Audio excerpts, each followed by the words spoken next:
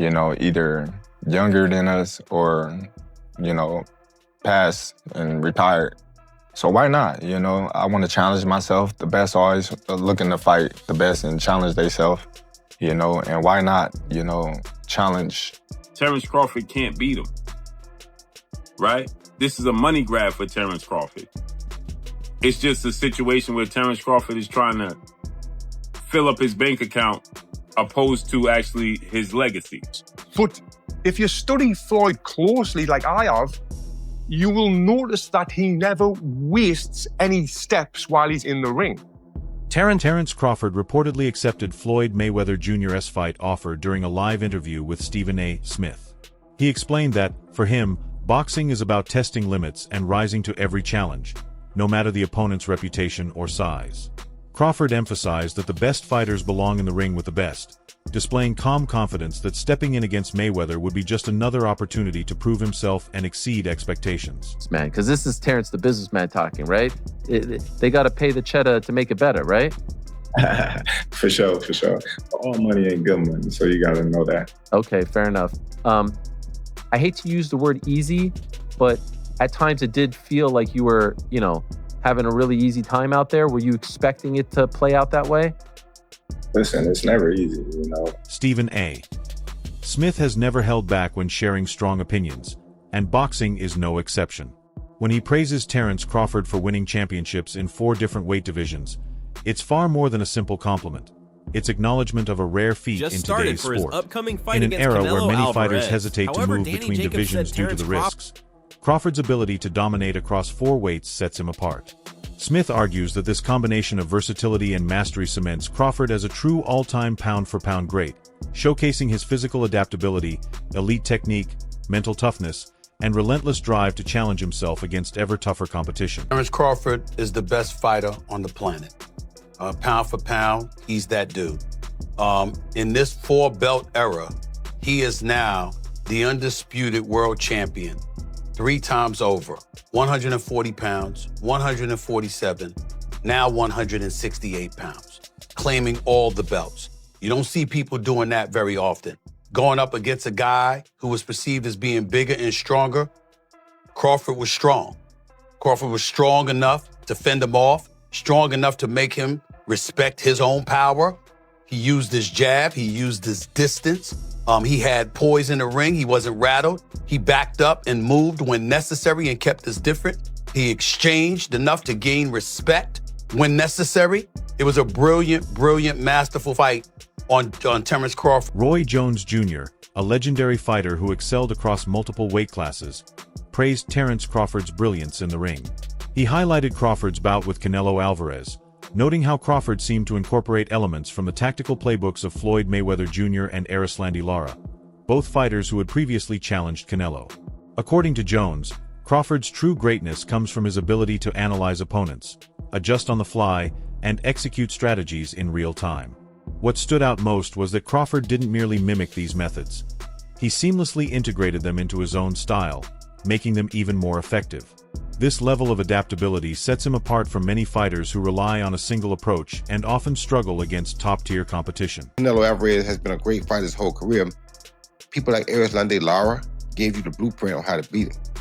People like Floyd Mayweather also gave you the blueprint on how to beat him. But Bud is more fierce, more fearsome and more angrier and more meaner than both of those guys. So if they showed you the blueprint, Bud gonna go out there and take that blueprint and do even more with it, which is what Bud did. So it was never a question in my mind whether Bud really was going to outbox me, it's just if he could take the punch. And right away he showed, bam, he could take the punch. So I knew from that point, if he just slow him down, which he did, he'd be okay. Then late in the fight, what other people still didn't see, late in the fight, Bud started hitting Canelo's body. One of those body shots, I think about the 7th or 8th round, hurt Canelo. I was like, whoa. Bud hit him in the right spot then. He got Canelo's respect with that too. So Bud fought a very, very awesome fight, fought a beautiful fight, very tactical. Very controlled. Yes, it was a beautiful fight for boxing. It was a beautiful fight. Bud got hit with some shots. He did. He got hit with some single shots going out. You know, he's going out and you know Canelo, if he has you trapped in the corner or along the ropes, it's typically 1 to 2 big shots. You know that if you've watched him. Yep. So you could tell Crawford, as he was going out, he knew the one shot was coming, and several times it landed. He even got hit with a 2-piece. I don't remember what round it was, uppercut right hand that Crawford took well. So when you started seeing him absorb the shots, if you're Team Crawford, you don't want him to take that shot. But if you started seeing that, now you know that, okay. And I think that's what gave Crawford the green light to stay there a little bit longer. He smiled about it. He smiled about it. Yeah. And sometimes that smile can be a lie, and sometimes that smile can mean what I think it meant for Crawford, which is, oh, that's not as bad as I thought it was. The idea of Terence Crawford facing Floyd Mayweather Jr., even in an exhibition, has ignited intense debate.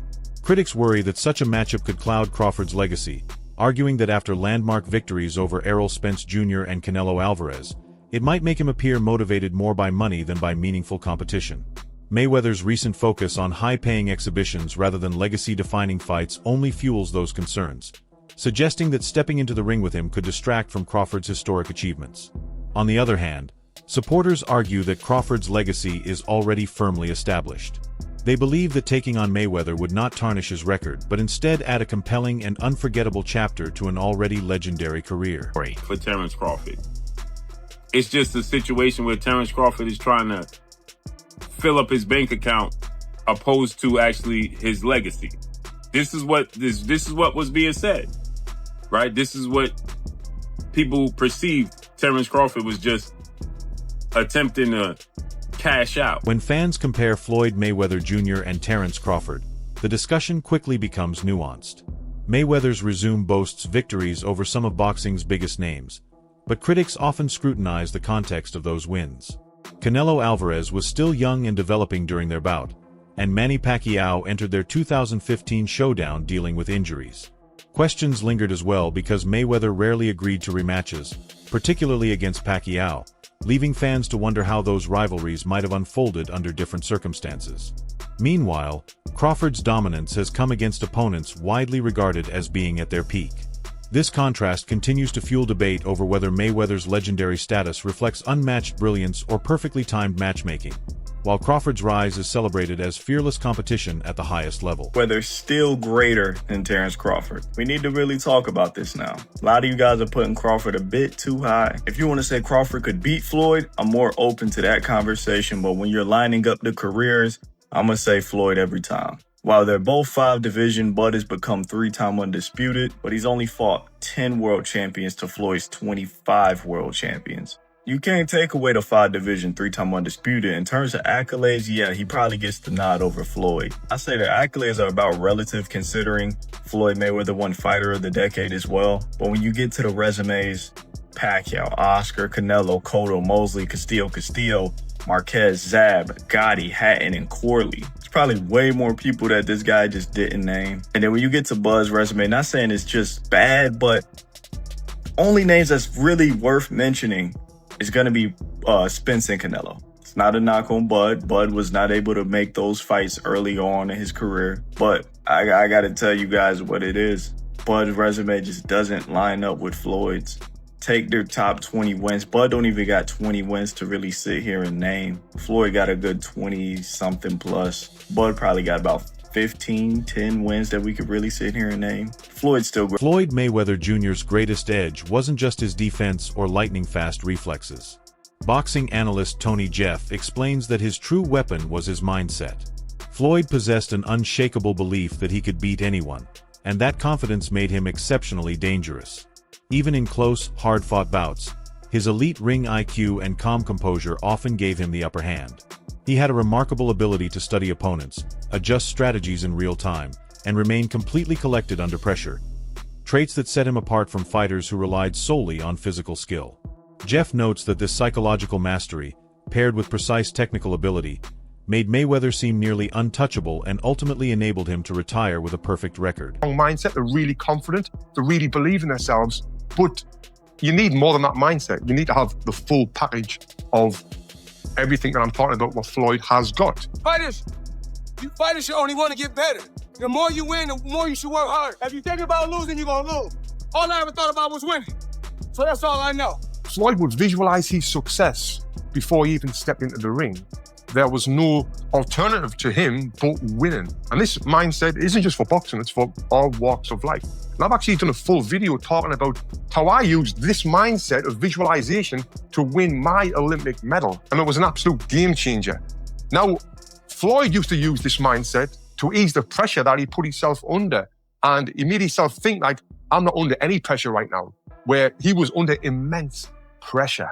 Pressure either makes you or break you. Well, you see where I'm at, so it's obvious that I'm the type of athlete or I'm the type of entertainer that can deal with pressure. There's never no pressure. Now, if you watch his fight in 2013 when he fought Canelo Alvarez, Canelo came in a young, strong, undefeated fighter, but by round 2, Floyd kind of had him figured out. He was reading Canelo's jab. He would slip outside and then come back with a clean counter punch, then move his feet and get out of the way. He basically had the full fight under control, and he was controlling the full rhythm of the fight. He was forcing Canelo to fight at his pace. And this is what he would do in all of his fights. He would get his opponent to do what he wanted them to do without their opponent even realizing it, which is what we call boxing IQ. Now, even though I'm not a fan of Floyd Mayweather personally, because of the time when I did meet him, what he said to me made me just feel like this guy. The boxing world is buzzing over the possibility of a showdown between Terence Crawford and David Benavidez. Benavidez brings massive size, devastating power, and relentless aggression, posing a real challenge for Crawford. Fans see this as the kind of high-stakes clash that could further solidify Crawford's legacy. While nothing has been officially confirmed, the speculation highlights what fans really want. Fights that make history, not just payday bouts. Crawford versus Benavidez promises an electrifying clash of skill versus size, precision versus raw power, a dream matchup for boxing fans everywhere. But shocked the world.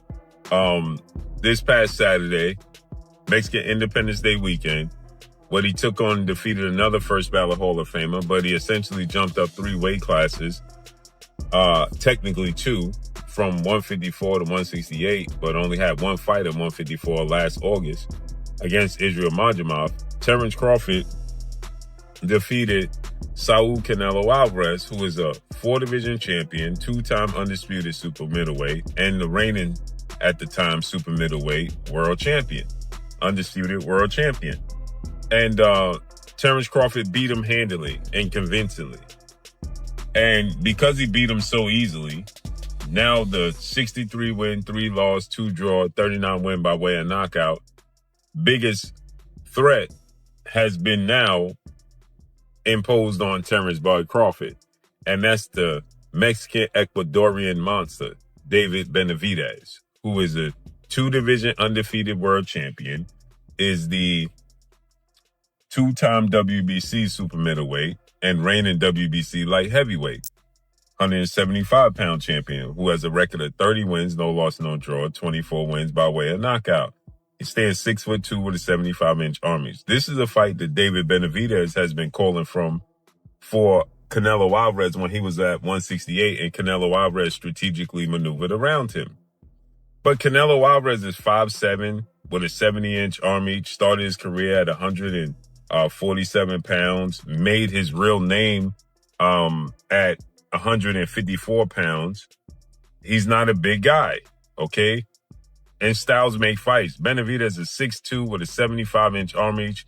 His last fight at 168 against Demetrius Andrade, he rehydrated to 193. So he's a big guy. Canelo Alvarez probably rehydrate to 182, maybe 185 max, right? He's not a big guy, right?